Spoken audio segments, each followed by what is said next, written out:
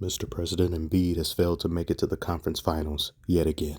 Is anybody surprised about what happened? No, man. Nope. Hey, oh, good. Nope. Nope. Tyrese Maxey had my cousin sister in Dallas. I smoke Zaza, but tonight we smoking on Philly blood. We coming for your ass, Pacers. Trae Young, come Trae Young to this day. Fuck Trae Young. Fuck Trae Young. Joel Embiid, come take these hands, bitch. Fuck Philly. Fuck that Philly truth. Fuck Meek Mill. We are the New York Knicks. Suck on the New York Knicks. Go New York, go New York, go. If I had a sister, I'd let Jalen Brunson and the entire New York Knicks run a fucking train on her. Knicks have the most rabid fan base in the entire NBA. You know, I really want them to just make it to the finals just to see how crazy they get. And imagine if they were to win the final. Oh my Lord, the world would tear asunder. Maybe that's why the Knicks haven't won a championship in so many decades, because the world just simply couldn't handle that. Laker and Boston's fans got 17 titles apiece, and they don't act like that. If these people get so much as one title in the next few years, it will be mayhem. It will be a state of emergency everywhere. Circa 2024. Joel Embiid remains the only MVP in NBA history to never play in the conference finals, and he just turned 30 years old in March. So next year he would be 31. Run this back one more time. If this doesn't work out, he needs to go. While he still has value, trade him in the next offseason and pair somebody alongside Maxey. And Maxey should be basically who you build around, because Maxey, you can get a return on the investment that you didn't get with Embiid. Embiid has spent more years trying to stay healthy, trying to get healthy, than he has been on the court. And when he is on the court and is somewhat mostly healthy, you still can't make it to the conference finals. Embiid has spent the better part of his career being a locked DLC character behind a paywall. Look at this possession here. This is in the fourth quarter. He foul baits, doesn't get the foul, and then after the play, he begins complaining and crying to the ref like, "Whoa, why didn't I get this or that?" At least he's waiting until the play is dead. But once again, I will never understand why these players try to convince the ref that they got fouled on a call that's in the past already. There's nothing that can be done. Move on. Now look at this in the fourth quarter. What is this? What is this? A crucial time in the game, and you want to do a trust fall around some New York Knicks like they go catch you? What is this? A waste of a possession. Stupid ass possession even. And on this Tyrese Maxey drive, I have to point out once again how awful the cameras are in the NBA. You don't have a better angle than this? Is there no overhead view? Oh wait, here it is. Look at that! Look how horrible! It's not even in frame! We can't even see anything! I'm not even sure a fly could see this bull crap. But I can see Embiid on the bench. I see the karma as well. Such twisted fate that you end the final possessions on the bench. That is, I see her as well.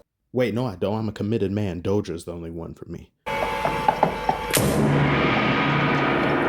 If that was a scary movie, I got no problem dying first. No, I do not. Now see here, Josh Hart hands it off to Brunson Burner. Brunson Burner's running. Why is Josh Hart allowed to be that open? Why? How does that happen? Embiid is already there. Brunson didn't have anywhere to go. And of course he's going to pass it, and everyone just leaves him open. I know Maxey right there. He had to choose between DiVincenzo and Josh Hart being open. It's a lose-lose situation. But Batum, in my opinion, he should have just stayed where he was at. That's one problem with this Knicks squad. You've got such capable shooters and snipers on the perimeter that just leaving one person open for even the tiniest amount of seconds could just allow them to go on the run or cost you the game in a late game situation. And that's exactly what happened. And this final possession, what was this? All those seconds on the clock and you throw up a cement slab like that? Ugh. Jalen Brunson Burner was a killer. He was sensational. He spent a good chunk of the fourth quarter on the bench, or at least in the beginning. And time he gets off the bench, he gets back-to-back threes. And then he gets this and one that went, it's like he's unstoppable. They had no answer for him. While he was on the bench, the 76ers should have They should have just pushed the pace. They should have upped the tempo, take advantage of the star being out, and they didn't really do that. The Knicks got way too many second chance points, but the 76ers had tremendous contribution from their bench. The differential was even higher than that of the Bucks and Pacers last game. At one point, it was 32 bench points for the 76ers to the 2 for the Knicks. But despite all of that, they couldn't get a stop. And I do think Embiid being fouled out the game definitely made things far worse. They could have gotten a better shot. They could have done something, anything other than what they did. But unfortunately, once again, you fail to get to the next level. So many high expectations of Embiid, and he just continues to just disappoint. He got that MVP last year, and while it was looking like he was going to get it this year, that injury derailed him so much. He played a good amount of this series, basically somewhat hobbled or injured, and you have to take more than just 4 shots in the entire fourth quarter if you're Embiid. Tyrese Maxey had 8. Tyrese Maxey had the hot hand for sure, but you're supposed to be the leader of this team, the franchise player, are you not? And the game before this, you struggled so mightily, Tyrese Maxey had to bail you out of jail. It was so bad. And you guys are 1 for 19 in series where they're trailing 3-2. I also saw some other stat where Embiid was something around 20-something% in the fourth quarter. Maybe you're just not that guy when it matters most. I would have loved to have seen this series go 7 games. Game 7 would have been incredible. But this series so far, I believe this was the best of the first round. This was a movie, many different games, that energy back and forth, nobody knowing how it's going to turn out, the games being so close. This was great. This was really great to be a part of. Once again, a big congratulations to New York Knicks and their fans.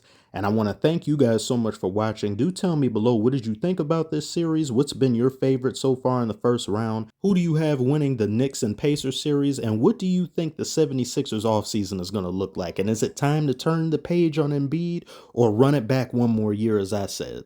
Comment below, let me know. Thank you so much, and I shall see you on the next one. Go,